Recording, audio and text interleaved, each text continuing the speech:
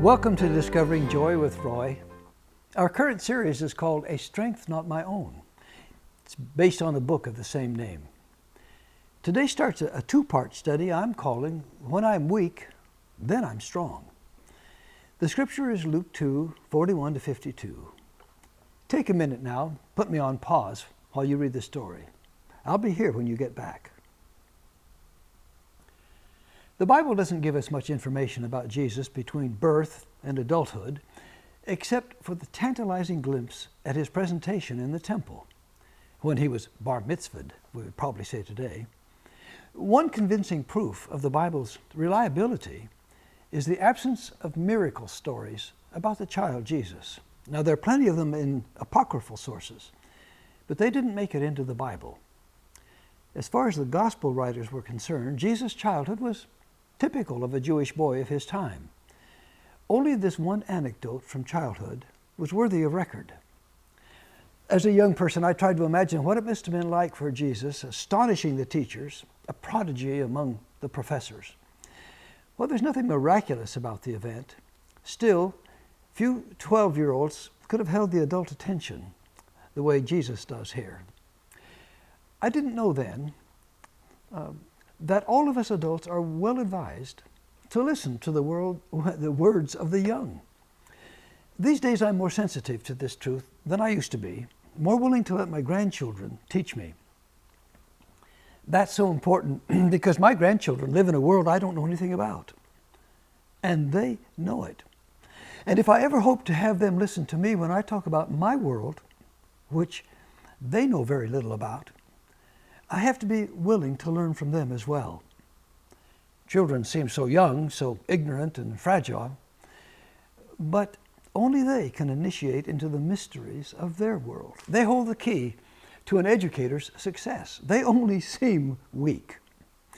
I was about midway through my years in the ministry when I told our 3 teenagers I didn't know whether I could continue to be a pastor after they left home. I'll lose touch, I told them. And I did. The world of today's teenagers is alien to me. They speak a different language. They eat stuff my body will not accept without complaint, and enjoy music more for its volume and assault on the body, I think, than for its tune or lyrics. It's a strange world they live in. Yet I must listen. Every year, I grow biologically weaker. They grow stronger. My generation and their parents' generation appear to wield the power.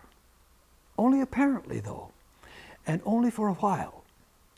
We must listen to them, or before long they'll dismiss us from the scene. I'm so grateful I still have some young friends who teach me the tricks of survival in their world. Without them, I'd spend too much time in the company of the learned and important, and would probably mislead myself into thinking that I was one of the strong ones. My educational career is a good illustration of what I'm talking about.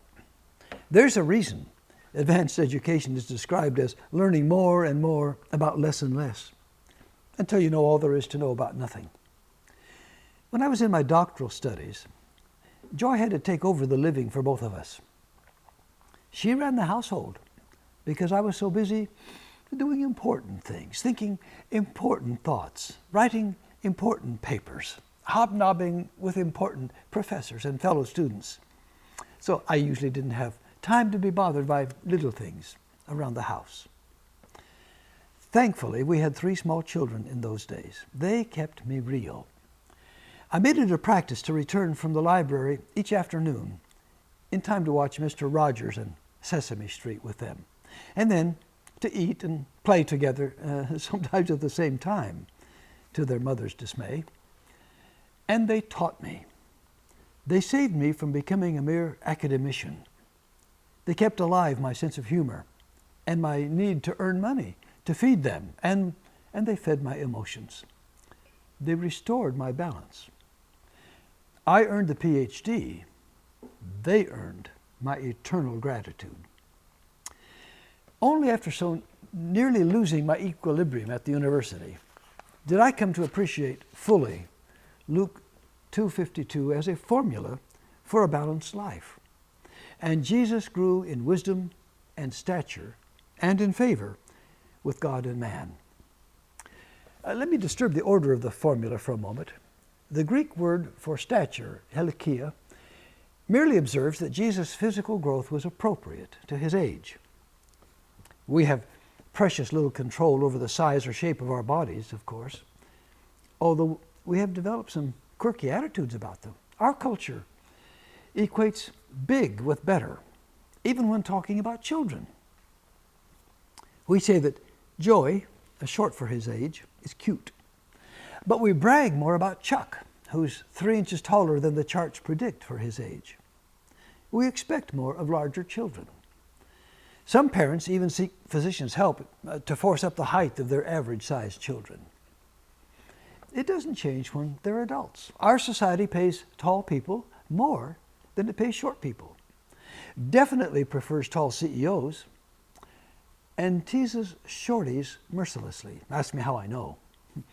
The cartoon character Ziggy's doctor told him, for example, the results are in.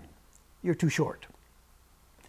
In another, Senator Snort tells his public relations agent, I'm paying you a lot of money to improve my image, Figby. For starters, I want to be taller. Occasionally someone strikes back, as did Francis Bacon clear back in the 17th century. He wrote, wise nature did never put her precious jewels into a garret 4 stories high, and therefore exceeding tall men have ever very empty heads. I love that one. But then, who's ever heard of Francis Bacon today? Consciously or subconsciously, then, we equate size with strength. Bigger is stronger and better. Smaller is weaker and more pitiful.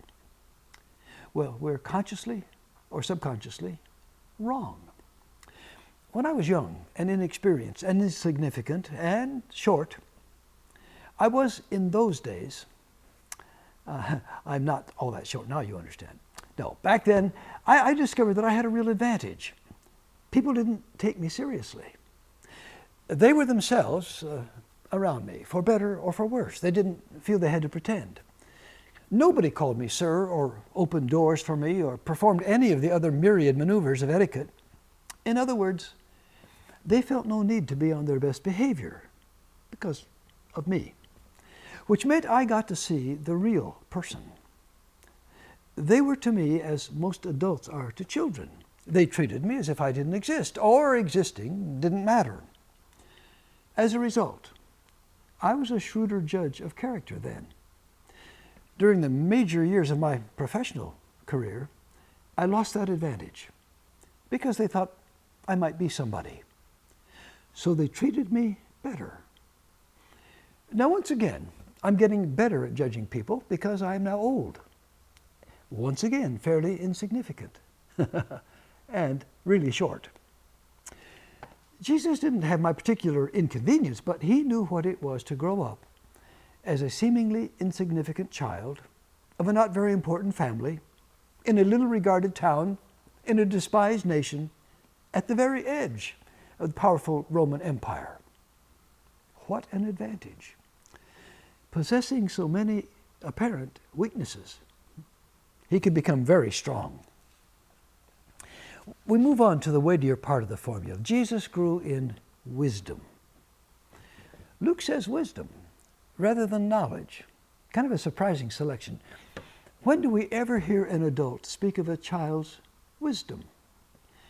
We consider children as smart or as knowing a lot for their age or highly talented, but only a most exceptional child would we call wise. Once again, we adults may not be as clever as we think.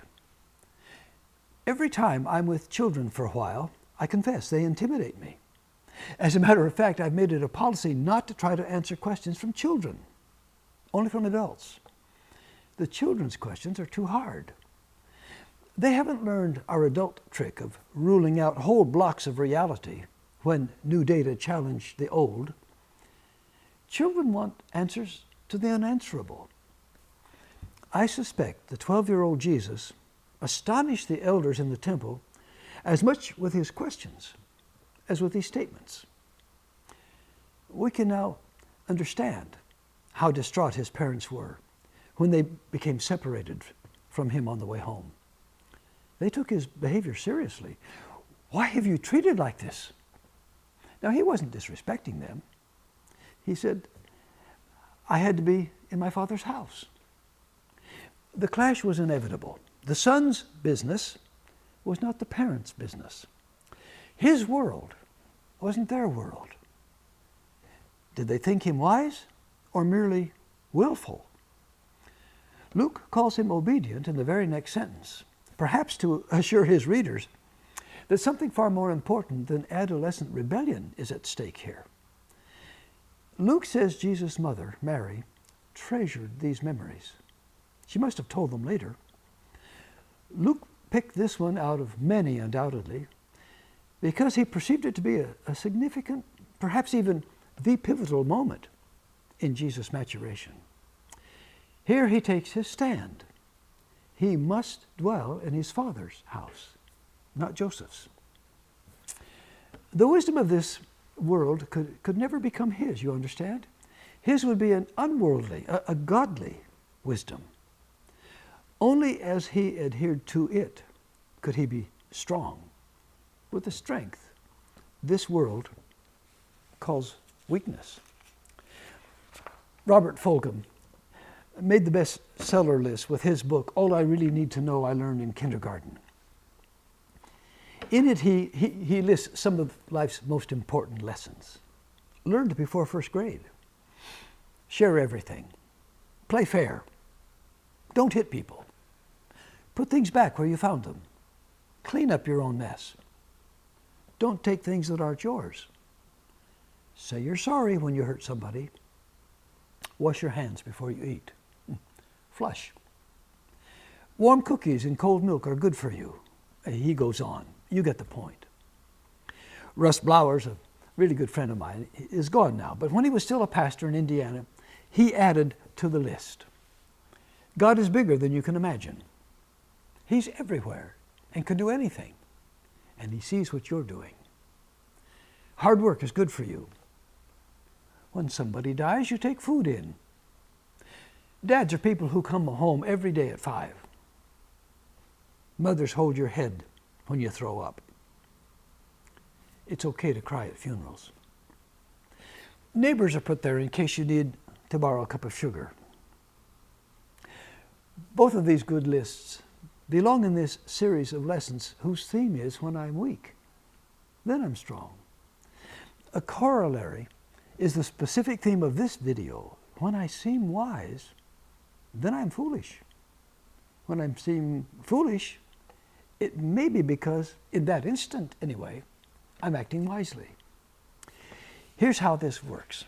From 1 Corinthians chapter 1, verses 27 to 29. God chose the foolish things of the world to shame the wise. God chose the weak things of the world to shame the strong. He chose the lowly things of this world and the despised things and the things that are not, to nullify the things that are, so no one may boast before him. There you have it. Strength in weakness, wisdom in foolishness, and real greatness in apparent lowliness. The Apostle Paul, who wrote these words, is an example of personal weakness infused with God's power.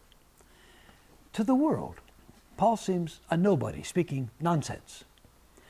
But because his message is God's and his power is the Spirit's, he is, to the contrary, an important somebody teaching things even more important. Here he is in 1 Corinthians chapter 2. I came to you in weakness and fear and with much trembling. My message and my preaching were not with wise and persuasive words, but with a demonstration of the Spirit's power, so that your faith might not rest on men's wisdom, but on God's power. Paul goes on to contrast worldly and spiritual wisdom. Reading him makes me think of Jesus' prayer. I praise you, Father, Lord of heaven and earth, because you've hidden these things from the wise and learned and reveal them to little children. A child knows he must be in his father's house, doing his father's business. The adolescent prefers doing things his own way, for his own purposes. The adult, caught up in egocentric pursuits, becomes blind and deaf to the word of his father, and he stumbles into foolishness.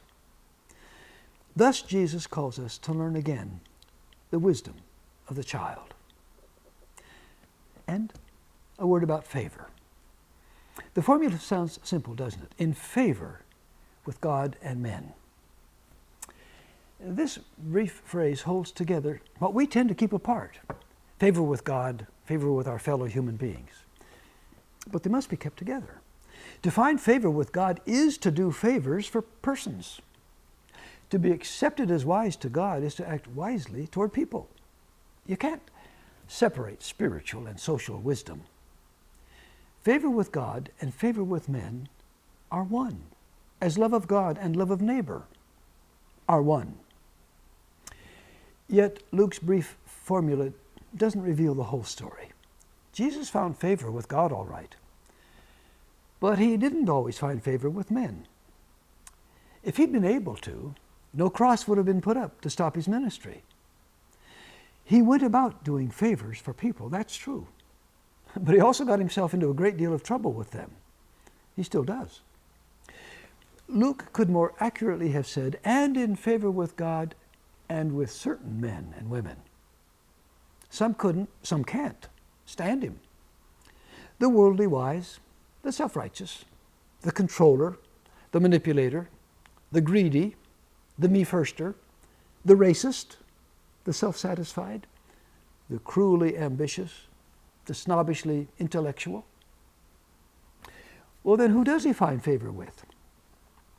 The poor, who believe he cares and helps. The outsiders and marginalized, who sense his acceptance. The seeking, who trust his patience with their doubts. The needy, who find their relief in him. The rejected, who know he looks on the heart and not the surface. The hungry and thirsty for genuine righteousness, who find satisfaction in him. The skeptical, who aren't fooled by what this world calls wisdom and are relieved to discover something truer and surer in him. The merciful, who appreciate someone even more merciful than they are. What this means is that, like Jesus, his disciples, you and I, are forced to choose whose favor we wish to curry. When you try to please everybody, you please nobody. But if you believe the essence of wisdom is pleasing God, you will enjoy favor, the favor of the people he favors. And you will enjoy strength beyond your weakness. Did you catch that word? You will enjoy. This series of videos is about discovering joy. You're on your way. I bid you joy.